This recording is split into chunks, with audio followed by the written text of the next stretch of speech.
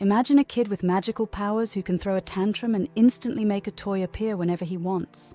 Now imagine raising that kid. He'd be like Dennis the Menace, but with powers. That's not a recipe for a well-adjusted adult. And when it comes to personal growth, that's what we want to avoid too. At some point, you realize that the goal isn't about getting everything you want. Instead, it's about understanding why you want certain things. It's about recognizing the link between what's happening outside you and what's happening inside.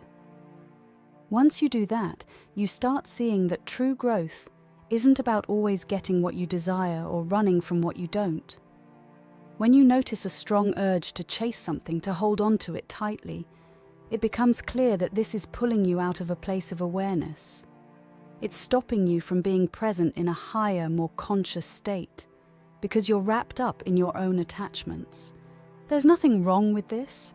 I'm just pointing it out to explain how things work.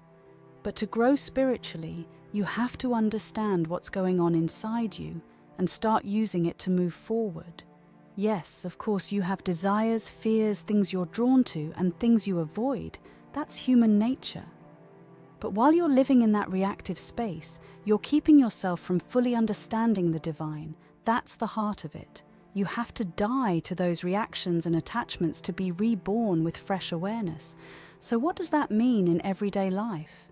Just as in your spiritual practices, you become aware of what's happening in you without stressing over it or trying to change it. I don't even like calling it watching because that sounds like an active effort. It's more about simply noticing. You might think, I'm noticing this feeling inside me. I see my mind thinking these thoughts and I feel my heart reacting to these outside events. Let's say you were once married to someone named Ben and things didn't go well. Now, every time you hear the name Ben, even if you're halfway across the world, something inside you feels off. Over time, you realize that these old experiences have left impressions on you. You start seeing that your reactions come from these buried experiences. It's not about thinking, I'd feel so much better if I never heard the name Ben again, so I'll avoid it. That's unrealistic and doesn't solve the issue. The real insight is understanding that there are things you didn't process or let go of back when you were with Ben, and now those things are stuck inside you. When something outside you touches on those old memories, you feel it all over again. Your only job is to notice it. That's it. Just sitting with that awareness is enough to get to the next level of understanding.